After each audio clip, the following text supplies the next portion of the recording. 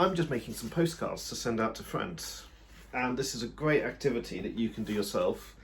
What I have is just some card where I put a message on the back with a friend's address, and on the front I've done a small watercolour painting. Now these are here I've just used some bits of off-colour card, but you can use whatever you like, and we're going to talk through how to make a small postcard. So when you've got your card and it's the right size, remember with anything watercolour it's always best to strap it down, because that way you can add some water to it and it stops the paper buckling up as much. So I'm just using some masking tape. If you've got packaging tape or something similar that can be removed from paper, that's fine too.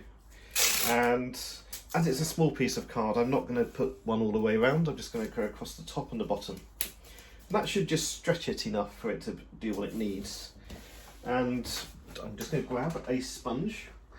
This is an artist sponge, but it's the same as what you could buy in a supermarket, just a smaller size. So if it's cheaper, just buy a small one and cut it down.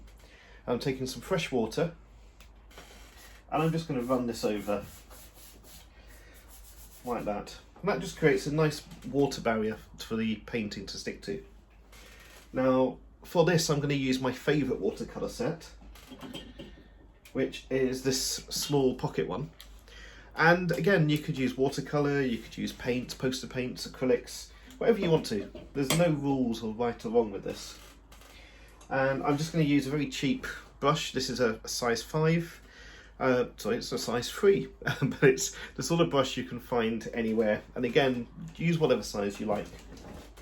So we're going to do a seascape, because they're one of my favourites. So I'm just going to get some nice blues into this. Remember, the paper's still a bit damp, so whatever water I put on, the paint starts to spread across. And what I'll do now is I'm just going to zoom the camera in a bit so you can have a look. That's the palette falling off the side, but I wasn't using that anyway, so it doesn't matter too much. So it's a nice blue with this, and I always like to have a little bit of red to blues as I do them, just because it creates these nice colours. So what's important when you're doing skies is to remember it's the white space that tells the story.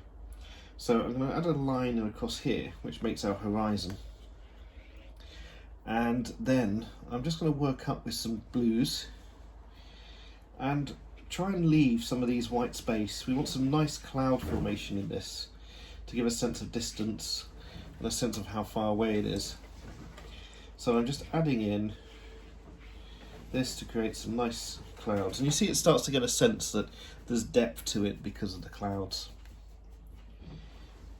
Now I think we'll make this a nice seascape with a little bit of yellow on the water, so just to add in some this. And you'll notice that we're using very little paint.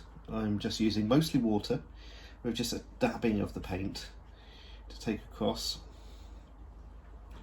And we're just going to add a darker line of blue at the back, because if you ever look at the sea long enough, you'll notice the sea and the sky merge, but there's always a little gap.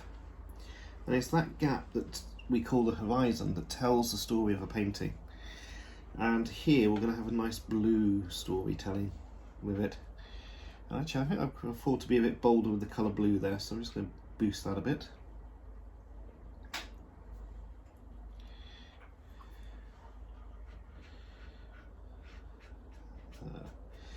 Just bring that down. Now, when we think of the sea, we think of also of the beach. So for this, I'm going to add some yellow. And sand is never really yellow. It's always a sort of white and dirty mud colour. So to do that, I'm using the white of the paper and the wetness of the paper already. A little bit of yellow and a little bit of this pre-mixed woodland colour that I've used from a previous painting. And I never try to remove the colours I've used on palettes. I always think it's fun to keep them and keep that story of how you mix these colours going. And again, much the same way as the sky, I'm just leaving a little bit of water between the space. So sometimes we get this mixing, such as here. Sometimes we get a nice white line occurring. Very little paint. And just running it through with the yellow. Now this is going to be in the distance, so in the distance we can lose that line a bit more and have that as a blurred feature coming through. Now I'm just using the paint that's already there from the blue and mixing it with the yellow, and we're just going to add in a few washes to show where the land and the sea meet, and you get that nice feature of how water flows in and back across the beach. So we'll just take that on, and we'll take it right the way up to the horizon there. Give the impression that this is a nice beach that you could walk along and lose yourself in conversation or just admiring the scenery.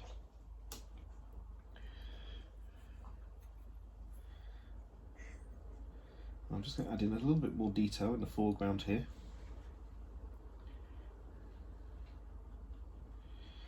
Let's just show some different coloured sands which are running along and tell the story of what the sea's been washing up. Now, as washes go, that's very much it. That's all of my background colour. And what I tend to do at this point is let this dry a little bit. So we're going to come back to this painting shortly. And once this is dried, the paper will smoothen out a bit and we can take the masking tape off and do a bit more work.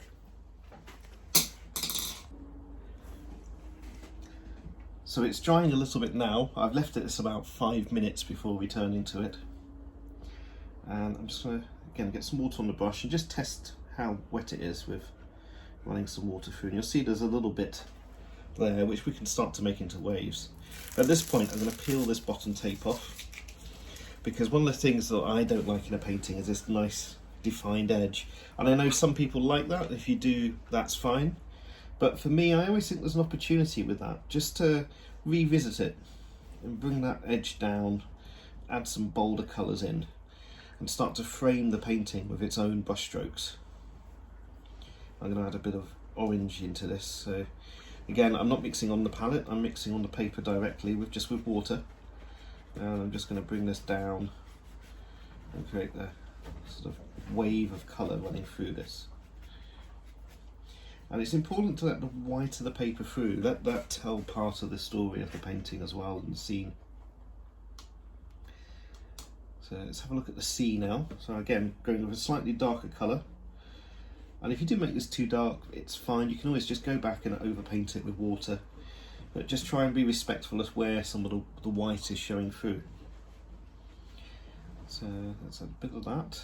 And I'm going to switch to a different blue, which is a little bit more vibrant. It means it's heavier in pigment. And what I'm hoping this is it's just going to give us a bit more depth to that sea. So we bring that along. We've got a slightly wonky horizon. I'm just going to correct that with a brush stroke. There we are.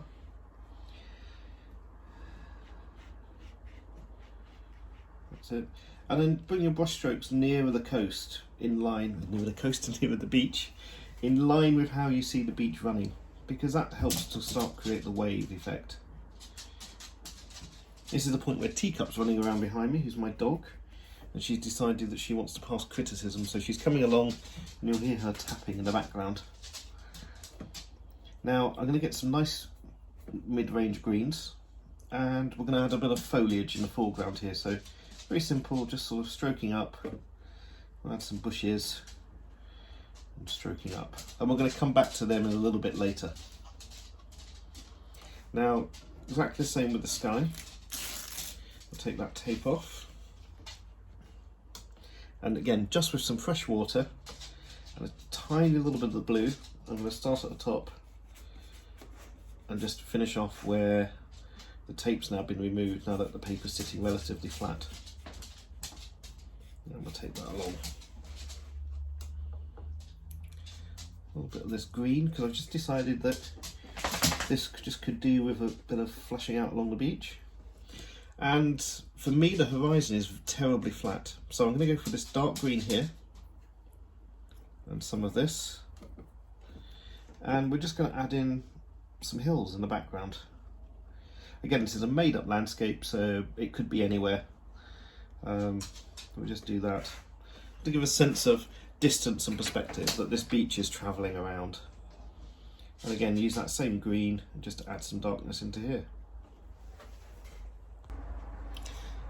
Now I'm at the point where I'm going to leave this to dry for a lot longer, and then I can come back and add detail, but in true fashion, here's one which has got similar washing on it that I started earlier. And you'll see I've not done the colouring in around where it's been masked up, so I'm going to do that now. So we'll pick up with this one. Again, just recreate these blues, we'll just bring them through, and add some nice sea style waves into this one. And I'm using a bit of a technique called dry brushing with this, which is where there's very little water and very little colour, and I'm just letting the brush move across the paper and letting these scenes through. And it starts to add that sense of waves and crashing of waves. And there's no right or wrong with this technique, it's about happy accidents. And we always like the happy accidents. And again, for the sky, this one, very similar. I'm just going to take a wash across the top. And this has got a different sky. So we're going to have just a very faint wash down, starting at the top. And I'm just going to wash downwards. There we go. And again, where we have these white areas, they start to develop the idea of clouds. So I'm going to take some green and I'm going to mix up some yellow and green with this one. And just bring this through, bring these bolder colours out again.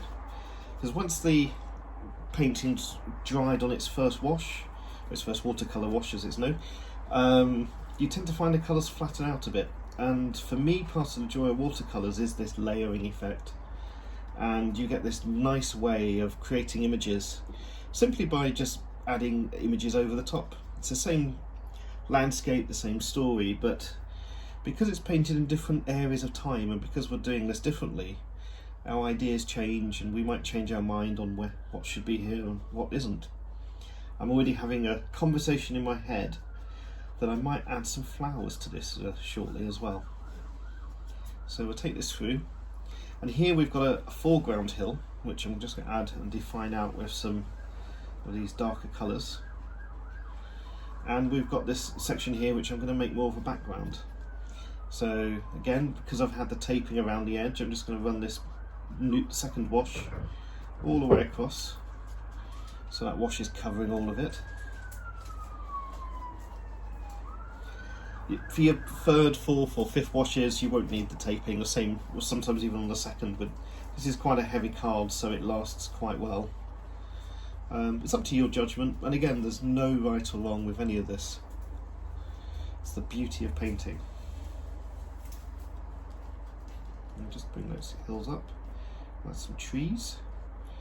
Now I promised some flowers in the foreground here, so I'm going to get some red and mix it in with some blue that's already on the palette. Mix those together. What I'm hoping is we can create almost a lavender effect. So I'm just going to add that as a very fine wash in a couple of places. And notice it's just sort of dabbing the brush and lifting again. And then directly with the blue. There's a little bit too much blue on there. You don't need as much colour as that. But we're just going to go over again. Lifting the brush up, I'm doing a stroke where it's going down, lifting up as I pull forward.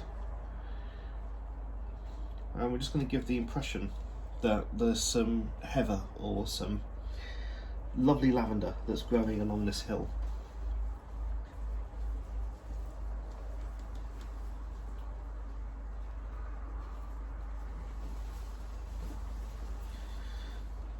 One of these happy accidents is actually in this area. It starts to look like a rock formation. And you know what? It could be a rock formation. Don't forget, these are all made up landscapes. So there is no right or wrong. I just want to bring some of that nice Mediterranean blue into the sea a bit. I think that's what the sea here is missing. So I'm just going to, again, run that right to the horizon. And then we'll just wash it down using the dry brush technique as we get nearer the foreground.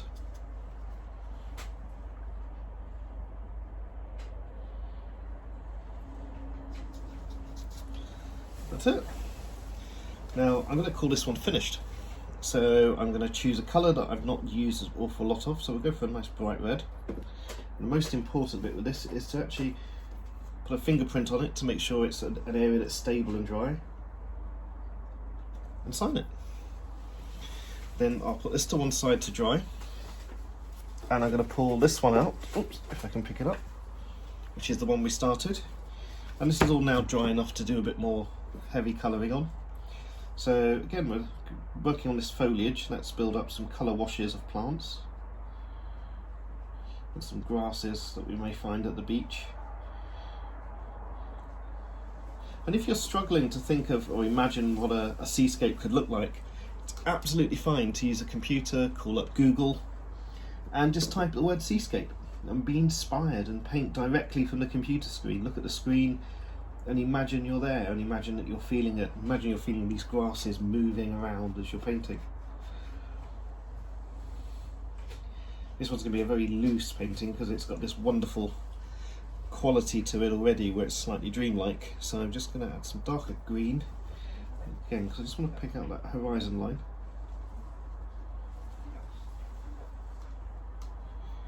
And then a nice blue. Signed. So give these a try at home. They're a wonderful way to send messages to people, to say hello to people, or at times when we're producing this, it's a wonderful way to say we're thinking of you. It's a great expression of kindness to send your artwork through paint. So enjoy.